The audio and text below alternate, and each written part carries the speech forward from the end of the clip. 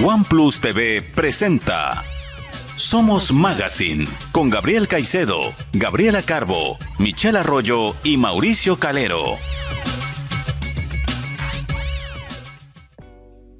Buenas tardes, amigos televidentes de OnePlus TV.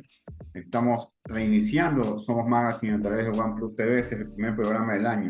Hemos atrasado un poco por causas de fuerza mayor. Este programa pues se inicia con los mejores bríos, con Gabriela Carbo, el suscrito. También es parte Michelle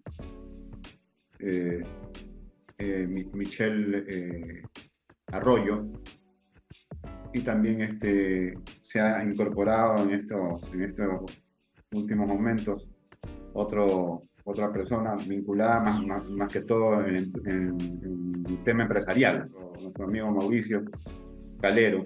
Él se inicia también en nuestro programa. Vamos a darle la bienvenida en primer lugar a Juan Javier Pons. Es un reconocido empresario vinculado al tema bananero. En este momento, sabes, todo el país vive un momento complicado, un momento difícil, un momento donde se le ha declarado la guerra a la delincuencia. Y bueno, todos estamos inmersos en esa lucha del presidente de la República, y no puede ser de otra manera. Estamos todos preocupados por eso. Pero bueno, ahí estamos en nuestra lucha porque igual tenemos que trabajar. Así que bienvenido en primer lugar, Juan Javier, bienvenido a tu programa, Somos Magazine. Quería preguntarte cómo ves las repercusiones que ha tenido esta guerra con la parte que tú tienes que controlar, que es la parte empresarial, la parte que tiene que ver con el banano. Bienvenido. Muchas gracias por la entrevista, Gabriel. Muchas gracias por la consideración. La verdad es que siempre es un placer poder aportar con ideas o la visión particular mía de la industria, que no significa que sea una realidad. Existen varias versiones, ¿no?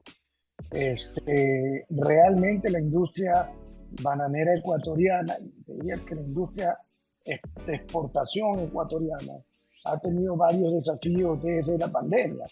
Es un poco cargoso seguir hablando de la pandemia, porque ha pasado algún tiempo, pero nosotros sí esperábamos de alguna manera que tengamos un retorno. No existe tal cosa estadísticamente como el retorno a la normalidad, pero sí a un balance o a tener procesos más armoniosos.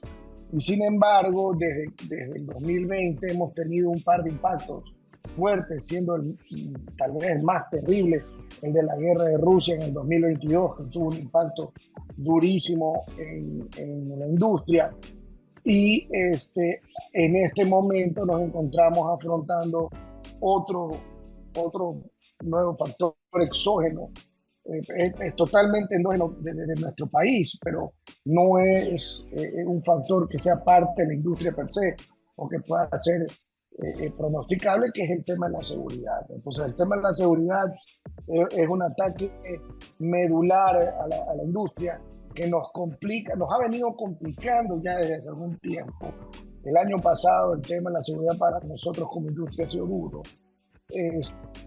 pero ya ahorita estamos en un tema bastante complicado, especialmente porque la industria de la exportación es la que está más vulnerable o vinculada a los efectos del ataque en todas sus dimensiones de los delincuentes, y por la cercanía que tenemos al tránsito y la importancia de nuestro tránsito internacional vía puerto. Entonces, sí es un tema considerable. En efecto, esa es muy buena tu pregunta, porque ese va a ser mi tema de reflexión final, ¿no? Frente a los diferentes desafíos que tenemos como industria ya propias del negocio.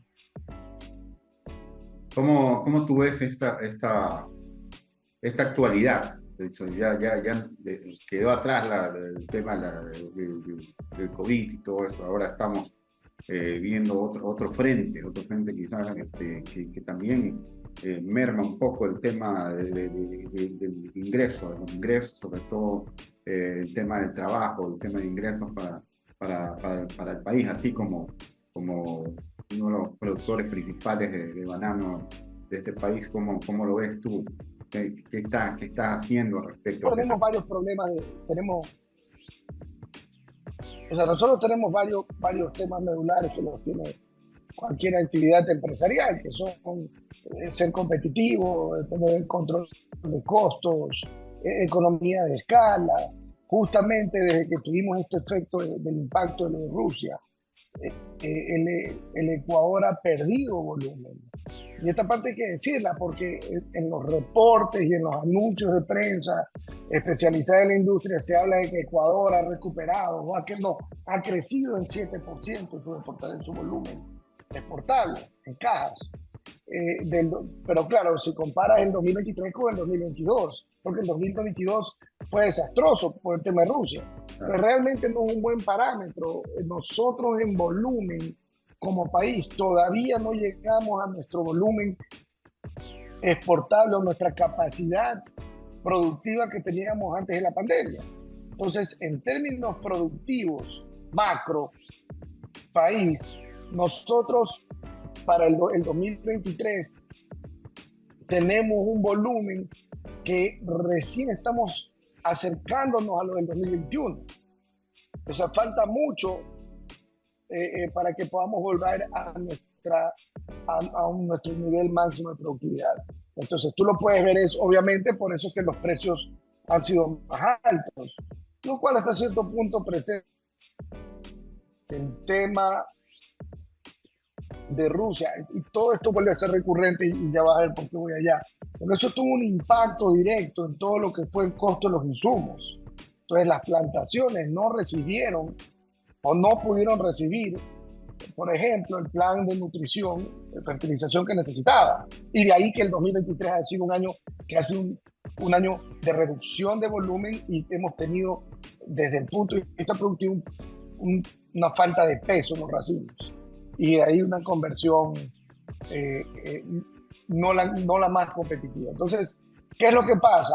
En este momento, ya dando como siquiera que estamos pronosticando el 2024, las plantaciones tienen un déficit de producción, ¿no? Lo cual no ayuda a tener los ingresos que se esperan.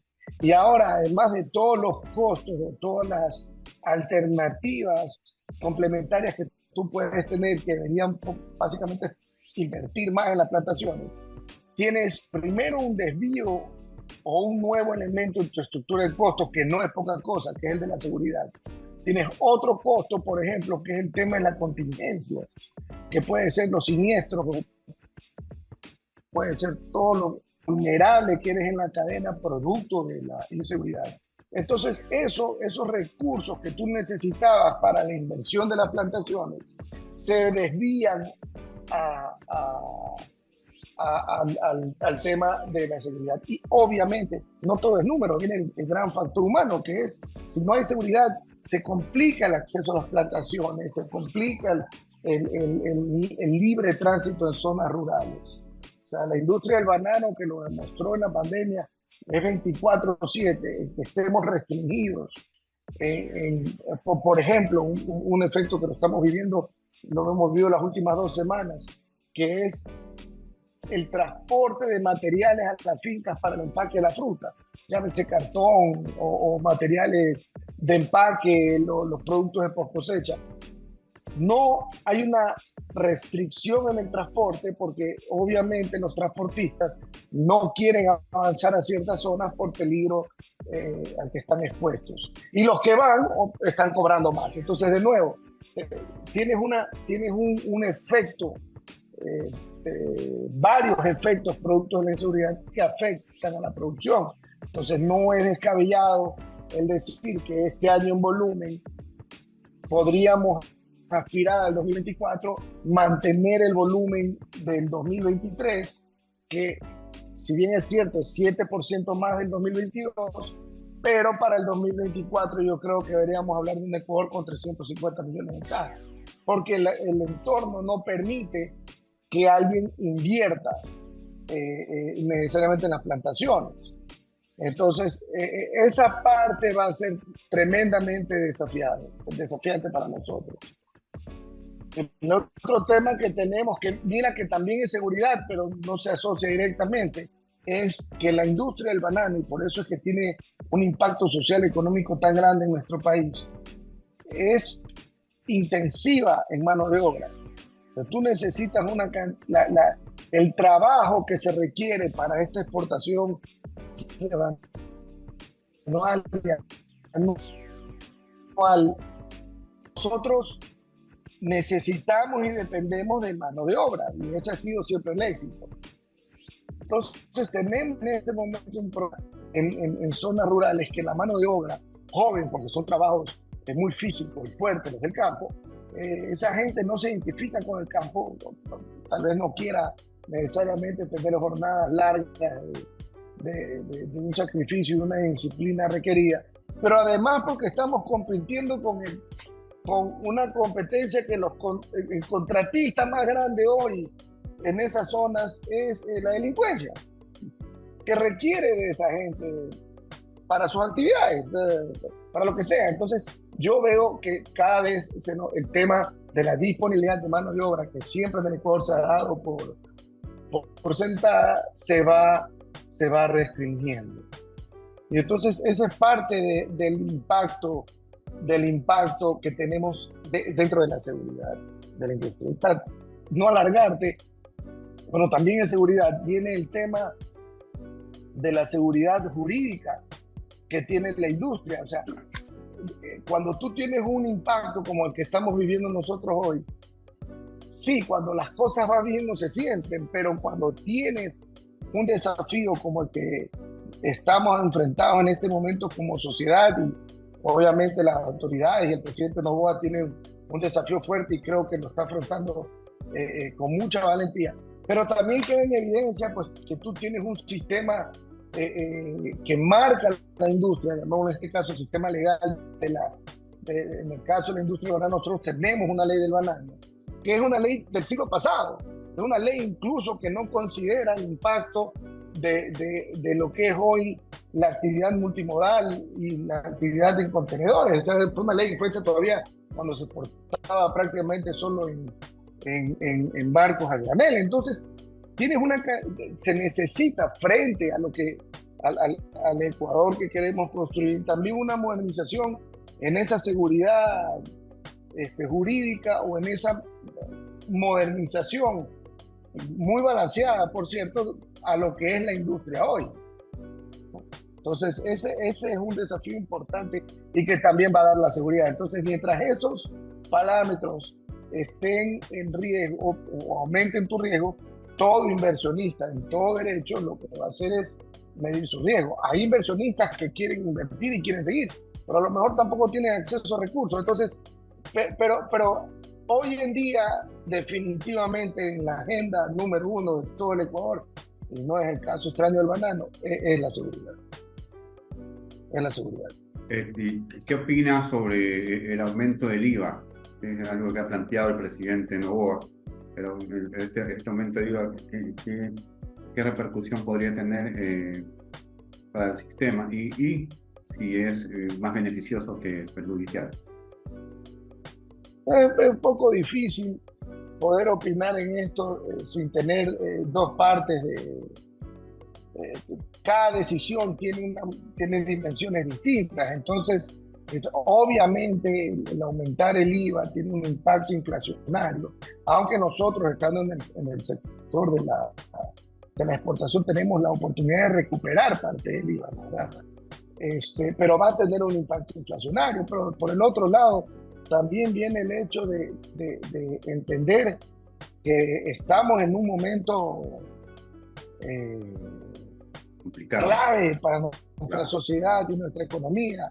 El problema no está en las decisiones que tome el Ejecutivo, sino que los recursos vayan para aquellos que han sido destinados. Entonces, de nuevo, hasta el momento, claro que tiene muy poco tiempo, pero hasta el momento yo creo que el presidente Noboa ha demostrado un compromiso con ese proceso, con ese proceso que nos toca vivir a todos hoy. Entonces, si ese proceso debe ser apoyado, honestamente, por mi parte, yo creo que todos tenemos que poner el hombro. Pero repito, los recursos, en tanto y en cuanto sean utilizados para aquello a lo que fue destinado la medida, ¿no? Porque no hay nada más caro, Gabriel, ni nada más terrible que el no poder trabajar. Que nosotros hemos tenido en el Ecuador, y lo puedo decir abiertamente, ha sido una de nuestras fortalezas siempre, la libre circulación en nuestro territorio, que nos permite, en el caso mío personal, avanzar hasta el norte del país a buscar plátanos, hasta las plantaciones en el sur del Ecuador. Y nosotros nunca hemos tenido, salvo la delincuencia común que existe en toda Latinoamérica, pues casos que permita mayores problemas. En la corporación en la que yo trabajaba yo también en Perú, y realmente el movimiento nuestro interno nos permitía trabajar bastante bien. Hoy eso lo tenemos restringido. Entonces, mientras más avancemos y más rápido podamos tener control de nuestra seguridad, obviamente la economía se fortalecerá. Hay que arrimar el hombro, hay que ayudar al presidente a que pueda seguir adelante. Yo creo que los recursos han sido manejados hasta ahora con decencia, con el nuevo presidente. Tenemos confianza en él. En todo caso, la lucha existe, la lucha se ve, se nota, se hace sentir. Y bueno, y es el momento de arrimar el hombro. Todos tenemos que apoyar esta situación. Puede que no sea, haya que tomar quizás un balance un poco más grande, como a reducir el aparato del Estado. Quizás eso llevaría también a sacar algo de recursos. Pero lo que tiene que ver con el IVA es lo más inmediato, así que tenemos que apoyar. ¿Tú estás de acuerdo con esto definitivamente? No puedo hablar yo por toda la industria, puedo hablar por Javier Pons. Hay comunicaciones de las asociaciones más importantes y del clúster bananero en apoyo a la gestión del presidente Noboa, en apoyo a la gestión de las fuerzas del orden, en apoyo a la gestión de las Fuerzas Armadas. Me parece que esto no debe ser tomado,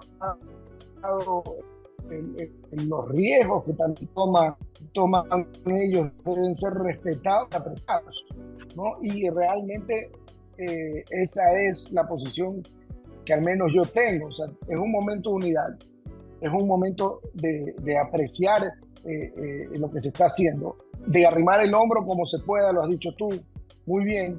Pero además también creo que hay que tener un poco de asertividad y paciencia, porque esto no va a ser rápido. O sea, yo entiendo, obviamente no es la misma posición. Nosotros tenemos 1000 problemas en este momento en nuestra cadena de suministro, producto de la inseguridad. Mira que no solo el Ecuador, hay una crisis en el canal de Suez, producto de la inseguridad allá, ¿no es verdad? Y nos está afectando a nosotros en colateral con el problema del flete.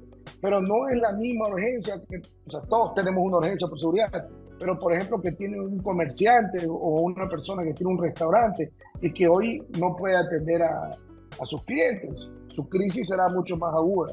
Entonces nosotros sí tenemos que ser en este momento muy unidos. Yo creo que hay que enfocarse en un nacionalismo proactivo, positivo, real, sumar, pero también tener paciencia y darle tiempo a las acciones y a los planes de las autoridades, porque yo no creo que esto es algo que se soluciona en algunos días, ¿no? O sea, definitivamente no creo que va terminado el decreto de emergencia, ya está solucionado.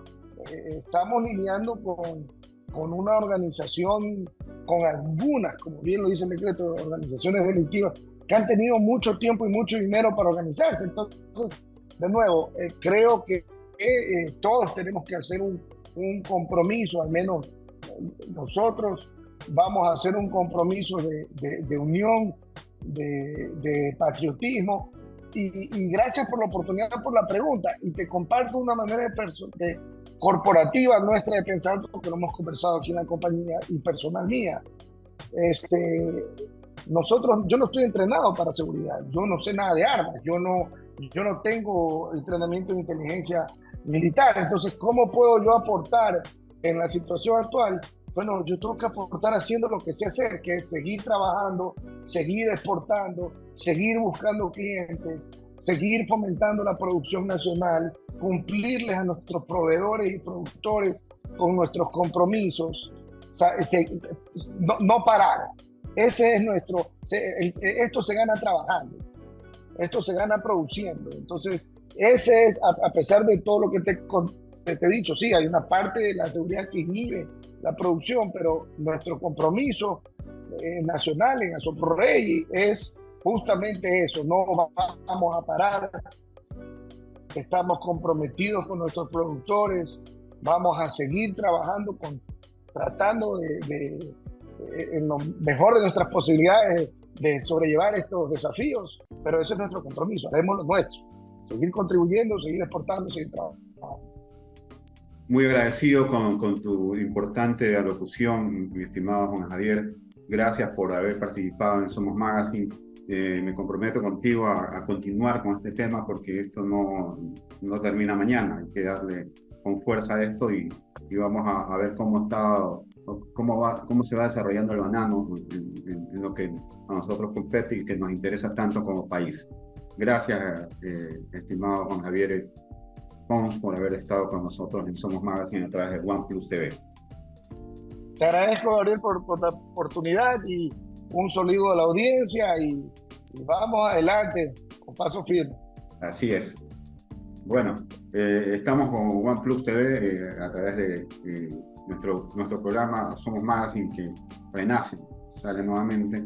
Hemos invitado a dos personas muy reconocidas, Mara Cabanilla, que es la rectora de la UTE, es una conocida educadora, muy conocida en el país. ¿Qué tal? Buenas tardes, ¿cómo están? Vanessa, bienvenida, gracias por estar con nosotros. Gracias. Y con nosotros también tenemos a Mauricio Calero, que también es un educador reconocido, también empresario, muy también conocido en diferentes campos.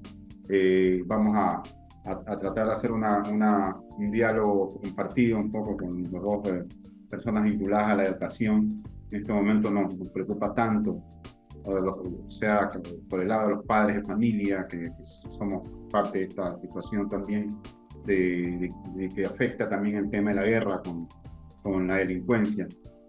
Ustedes, primero voy con Mara.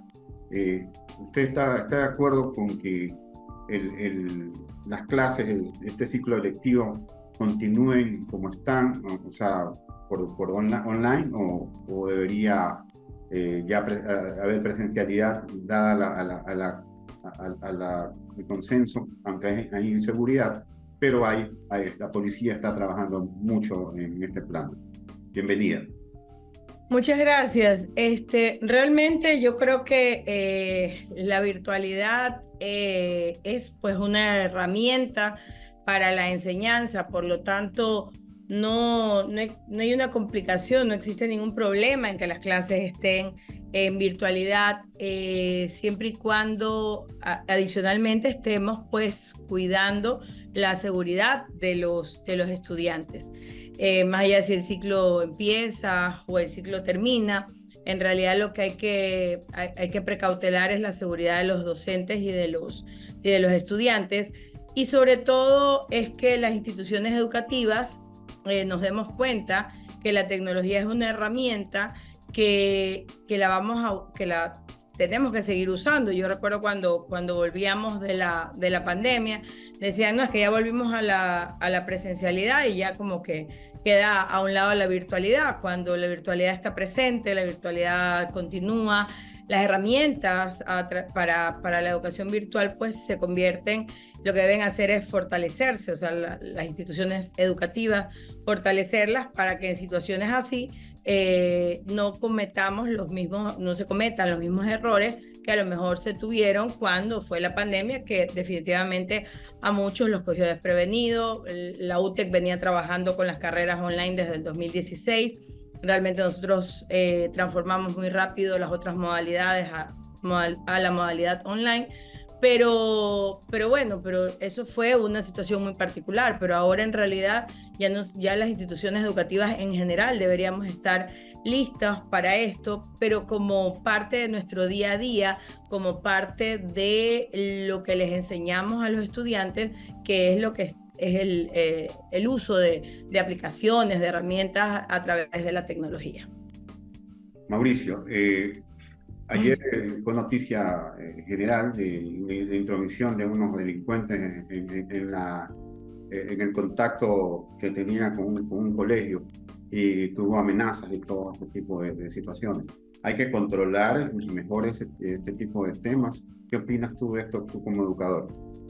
Total, gracias Gabriel, un gusto saludarte, Juan Javier y Mara, ¿no? Efectivamente, este es un reto, ¿no? Para todas las autoridades, para todos los que estamos en la educación, ¿no? Y mira, y yo me pongo a pensar como padre de familia, yo tengo aún 3 hijos en colegio, y dentro de la misma casa ese debate, y a pesar que el colegio ha seguido las políticas del gobierno, pensamos, ¿no? Que ya siendo la proximidad al término lectivo, ¿no? Los colegios están proyectando ya terminar sus clases a finales de enero, principios de febrero.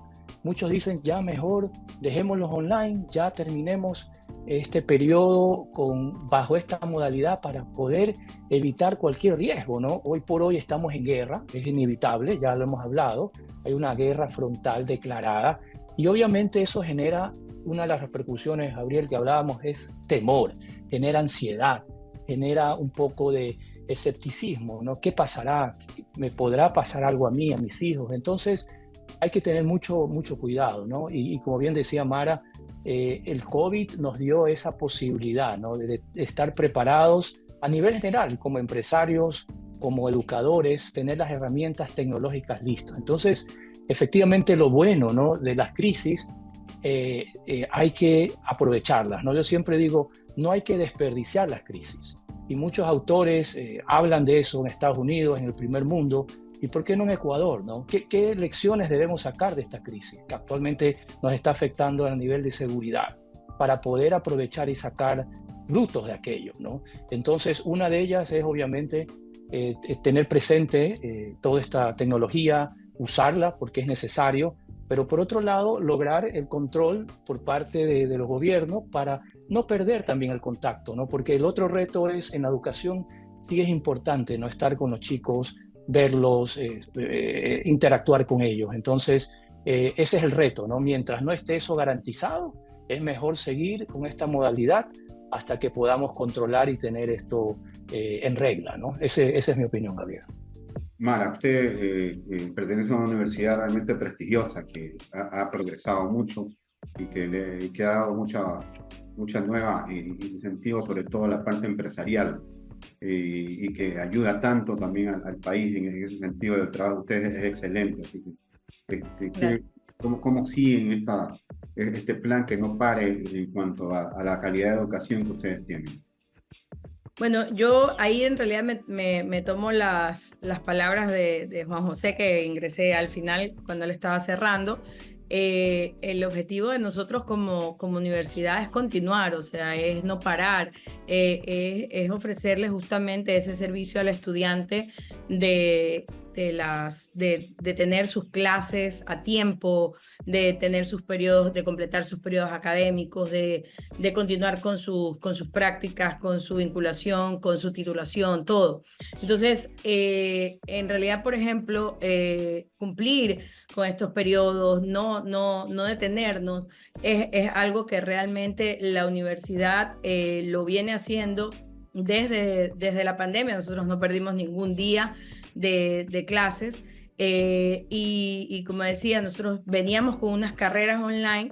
Eso nos permitió trasladar el resto de carreras y las maestrías a esta modalidad y en realidad todo se lo puede manejar, pero evidentemente hay que tener control, hay que buscar también la calidad. Yo comprendo y lo escuchaba mucho a Mauricio el tema de, claro, los estudiantes de colegio sufrieron mucho en pandemia y sobre todo hubo muchas quejas en términos de calidad, porque efectivamente creo que los colegios estaban muy desprovistos y los cogió muy de sorpresa el tema. Entonces, la educación online hay que entenderla como una herramienta de aprendizaje que puede utilizar el docente, pero que es diferente. O sea, tanto el docente como el estudiante tienen que estar conscientes de que es una herramienta que no va a ser igual a si yo estoy en la clase y los tengo de frente, ¿no? Empezando por el tiempo. Normalmente las clases online máximo están 60 minutos, 90 minutos, porque evidentemente usted no puede tener a una persona 8 horas sentado frente a la máquina escuchando a un profesor que solo habla, ¿no? Mientras que en la clase va a suceder que a lo mejor tiene 2, 3 horas, descansa 10 minutos, vuelve, etcétera. Entonces, empezando por ahí, lo más básico del horario. No se diga la forma en la que se dictan las clases. Entonces, creo que mientras logremos identificar que la educación online tiene sus características y de parte de la institución educativa se trabaje por obtener, por generar todos los elementos que ofrezca una educación de calidad, de parte del estudiante comprenda que esta educación le toma mucho trabajo autónomo, mucha autodisciplina, mucha organización de su tiempo, entonces el trabajo virtual se vuelve sumamente productivo. ¿Cuánta gente se ahorra muchísimo dinero? Hablo en la universidad, yo sé que siempre la educación de colegio es diferente, pero en la universidad ¿cuántos padres ahorran mucho dinero por no, teniendo a sus hijos estudiando en modalidad online, porque a lo mejor son de provincia y no tienen que utilizar transporte, no tienen que pagar vivienda en otra ciudad, alimentación y ahora encima el tema peligro? Entonces, son factores que realmente hacen que la educación online tenga una importancia vital dentro de la vida de muchas personas, que no hace que reemplace a la virtualidad. Yo también concuerdo muchísimo con Mauricio, ese contacto personal, ese contacto físico, todos lo necesitamos. O sea, todos ya estábamos enloquecidos en la pandemia de no ver a nadie, ¿no? De no tener un contacto más personalizado. Entonces, eso lo necesitamos, pero hay un público para el cual definitivamente la educación online es una herramienta que voy a exagerar, les salva la vida. O sea, es decir, les permite conseguir un título de tercero o de cuarto nivel desde cualquier espacio físico donde se encuentren y sin dejar de realizar sus tareas diarias, sus trabajos, su familia, etcétera, etcétera. Entonces, creo que hay que darle ese valor a las características que tiene esta educación virtual para que de esta manera podamos comprender que sí se puede tener esta educación virtual que es diferente de la educación presencial y que ambas pueden tener unos resultados del aprendizaje iguales, tener buenos empresarios, buenos jefes, buenos emprendedores, buenos ingenieros, médicos, tecnólogos, etcétera, pero siempre y cuando haya pues todo este seguimiento y todas estas herramientas de las que estoy hablando. Qué interesante lo que ha hecho Mara Cabanillas. ¿Cómo lo trasladas tú a tus conocimientos, a tu aplicación de lo que tú sabes mucho en el tema de universitario? También es un educador universitario. ¿Qué opinas sobre eso? Sí, Gabriel, mira, nuevamente es importante adaptarse a los tiempos, ¿no? Y me encanta leer, estar al día con todos estos temas y nos toca adaptarnos. O sea, si tenemos esta situación, si el país está viviendo una guerra, como creo que lo escuché recientemente a Juan Javier, hay que sumar, hay que aportar.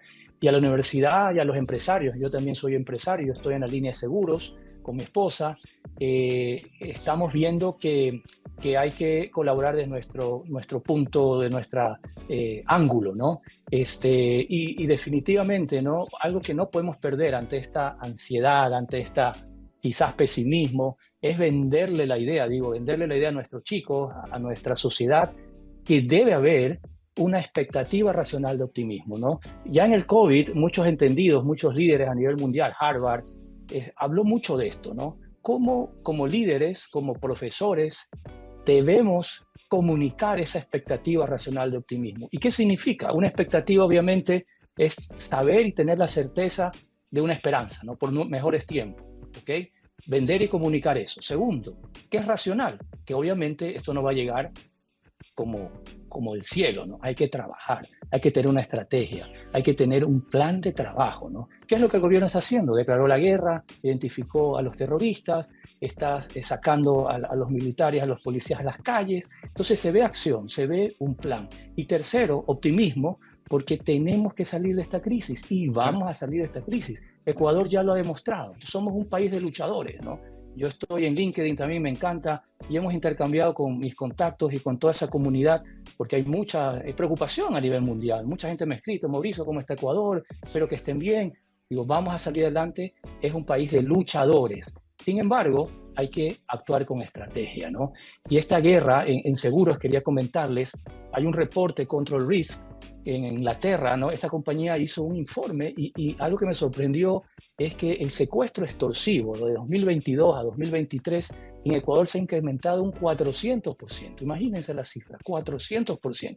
Y en esta reunión que tuve con estos especialistas, me decían que Ecuador hoy por hoy, lamentablemente, es el país que tiene mayor cantidad de este tipo en Latinoamérica, ¿no? Ya sobrepasó a México. Entonces, nuevamente, ¿no? Nos toca luchar, nos toca apoyar y nos toca desde nuestro ámbito hacer las cosas bien, con optimismo, con estrategia y obviamente colaborando, ¿no? Y decirle a nuestros jóvenes, porque claro, ellos están desmotivados, nos impiden, ¿no? Trabajar, hay horarios, obviamente eso afecta a la economía, ¿no? Y como bien decías, Gabriel, y creo que Juan Javier lo mencionó, vemos que hay una baja en ventas. Enero se proyecta una baja del 60% al 40% en ventas, ¿no?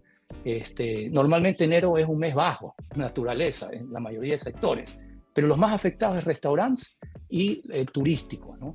Entonces, tenemos que trabajar unidos como país para poder sobrepasar esta instancia y lograr avanzar, ¿no? Entonces, nuevamente, tener una expectativa racional de optimismo.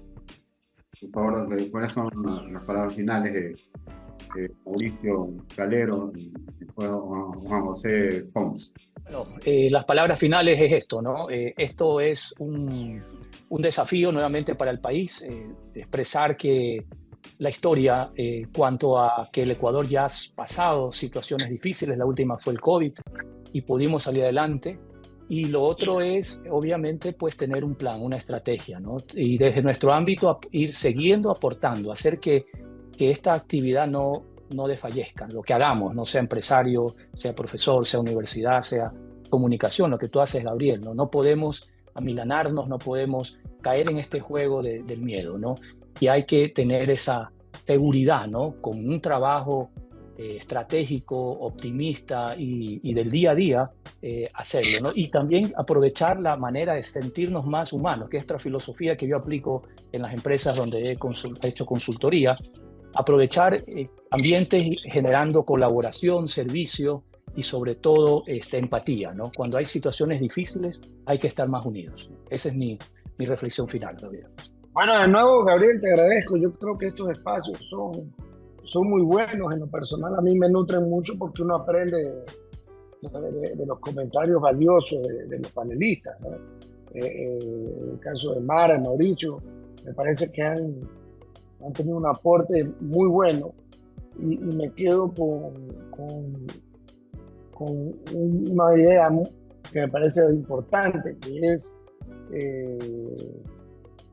la de un liderazgo desde nuestro punto de influencia, ¿no? Cuando nosotros producimos, cuando nosotros creamos valor, estamos liderando. Y lo dijo Mauricio muy bien, el tema de la estrategia, una estrategia una planeación estratégica es eso, es tomar los retos en un liderazgo. Habló de palabras claves como comunicar. Yo creo que lo dijo Mara y también Mauricio.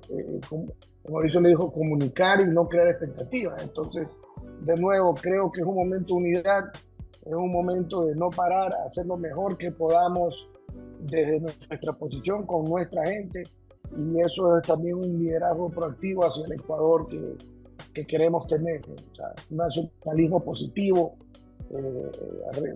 a recuperar lo que el Ecuador siempre ha sido, un país trabajador, un país de paz. Y te agradezco de nuevo.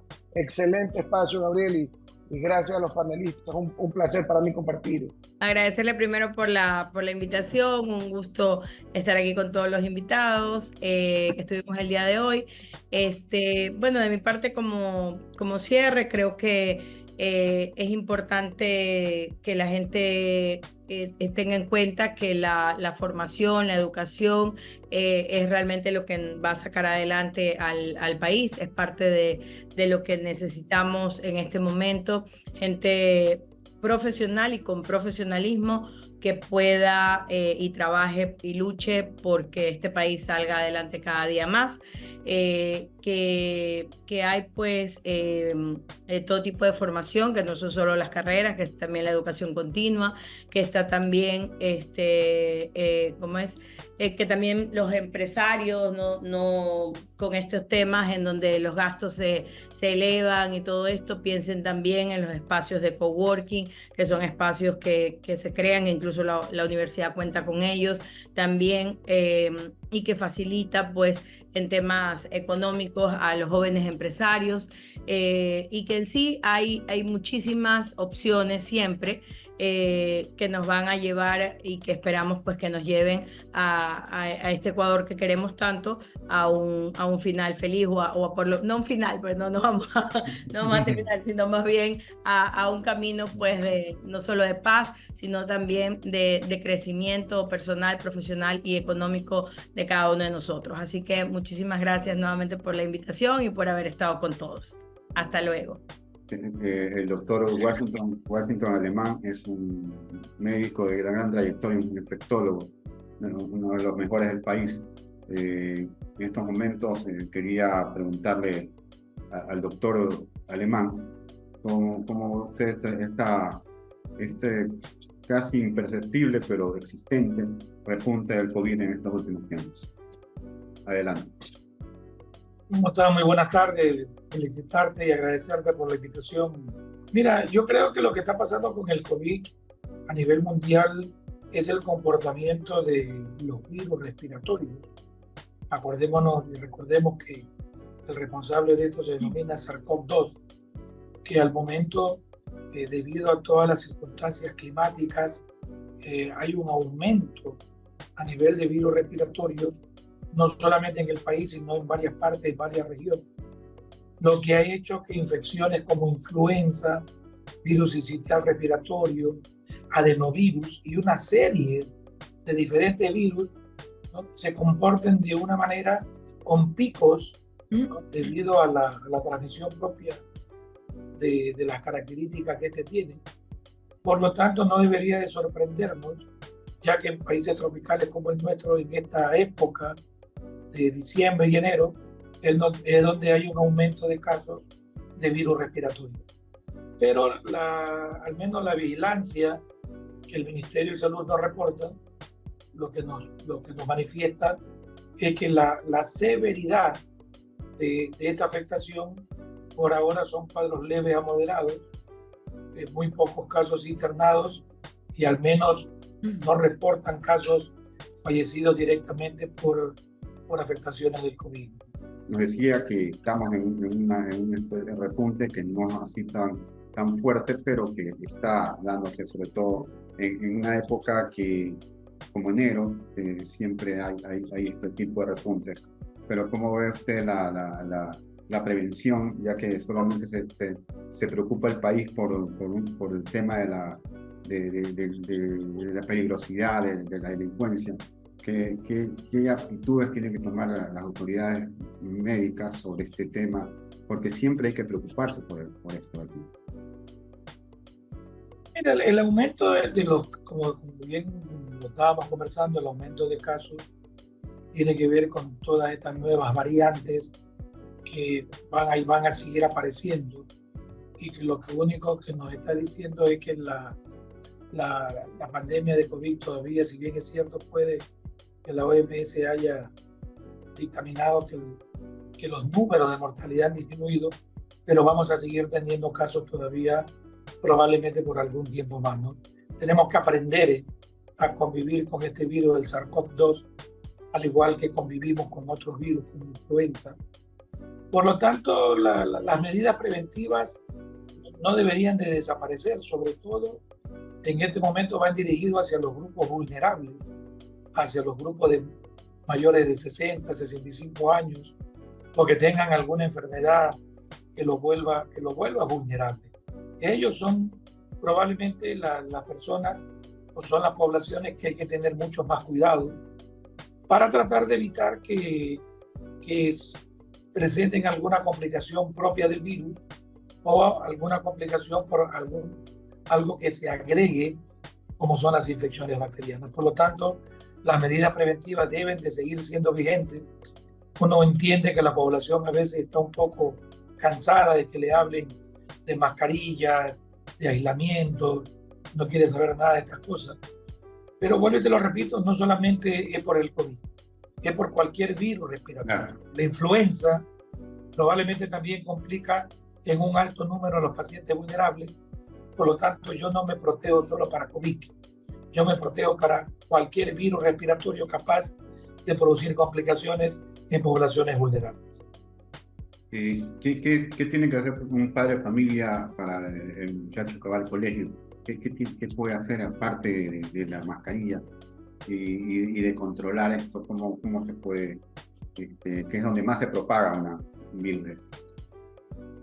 Mira, todo virus respiratorio, tú sabes muy bien que como lo que hemos pasado en la pandemia, que donde tú tienes aglomeración de personas, donde tienes lugares cerrados, donde están mal ventilados y llega una persona con alguna afectación respiratoria fácilmente, va a haber transmisión dentro de estos grupos. Por lo tanto, la educación sigue siendo el pilar para tratar de que los padres puedan educar, ayudar a educar junto con las escuelas o colegios para que los lugares sean ventilados.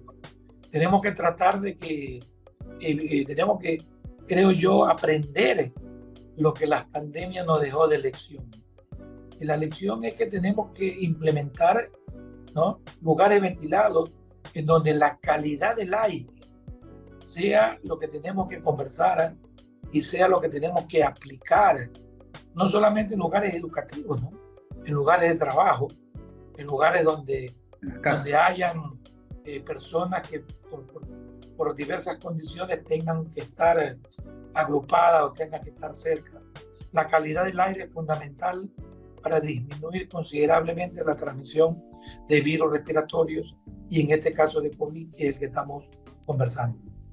Ahora, doctor, usted que es un hombre que aparte de sus grandes conocimientos sobre este tipo de temas, también es un hombre que se prepara siempre anda buscando estar al día en este tipo de temas.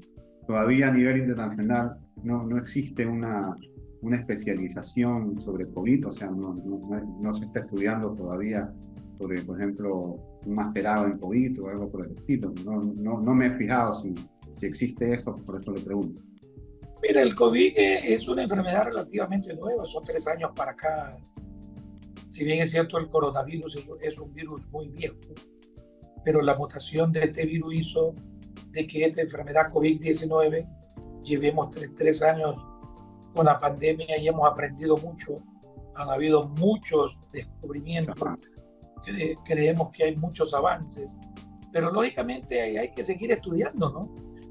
Por ahora hay todo un escenario nuevo de las lesiones que se llaman post-COVID, que probablemente es un escenario que todavía sigue siendo donde hay más preguntas que respuestas y en donde muchos países todavía lo minimizan, creyendo que el tener COVID no pasa nada, cuando en otras partes, en países, sobre todo del primer mundo, todas estas nuevas patologías que se llama post-COVID o posterior a una infección post-COVID, están causando afectaciones en pequeños grupos poblacionales, ¿no?, comparados con la población general, pero que producen cuadros larvados de malestares generales, de una serie de síntomas. Por lo tanto, creo yo que es una enfermedad que hay que seguir estudiándola, que cada vez hay nuevos avances y aportes.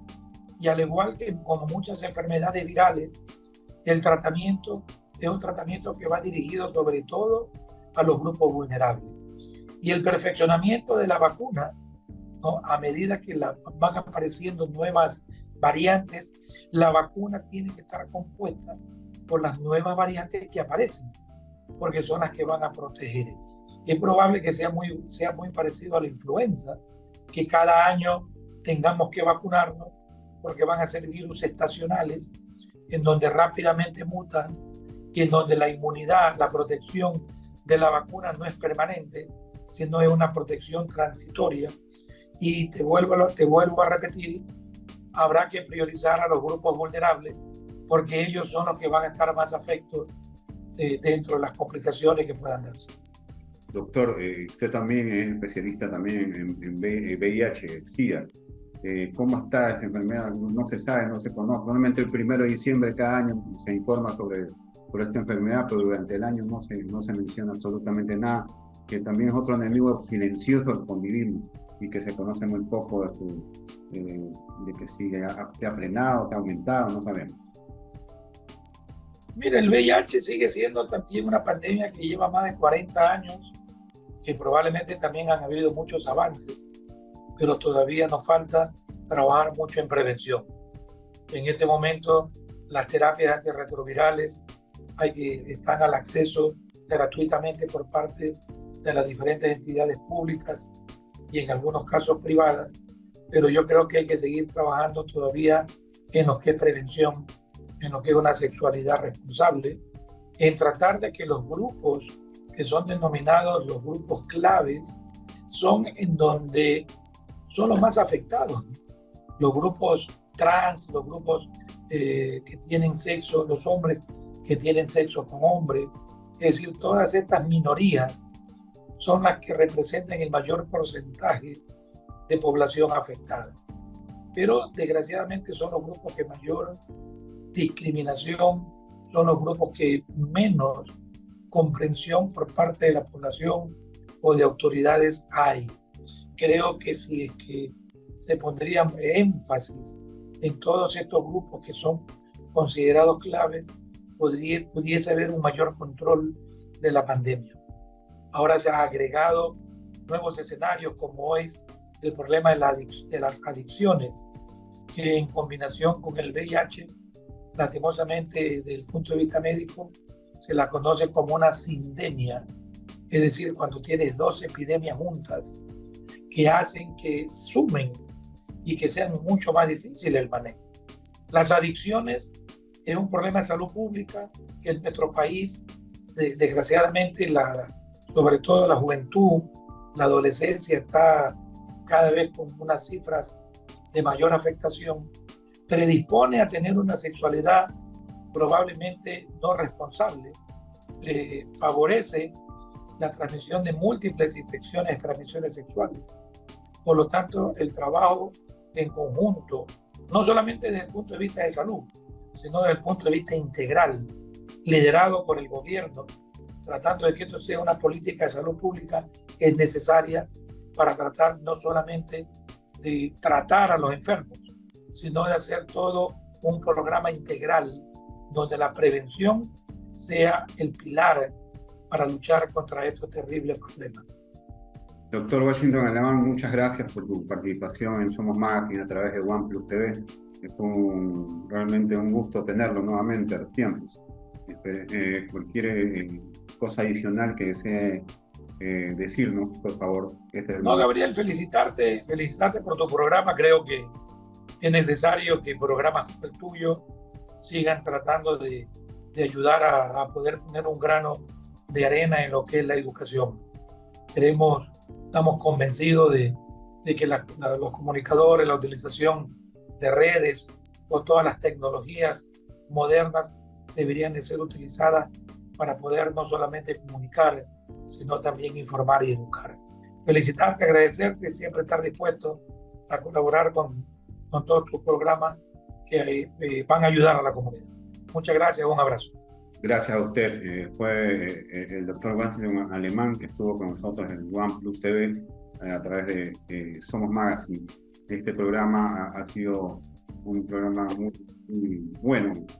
Realmente hemos regresado a esta trinchera que se llama Somos Magazine. Esperemos tenerlo para las siguientes semanas posteriores. El equipo completo que hemos formado para hacer este programa. Gracias por estar con nosotros. OnePlus Somos Magazine se transmite el sábado de 12 a 1 de la tarde y el reprise es el domingo de 12 a 1.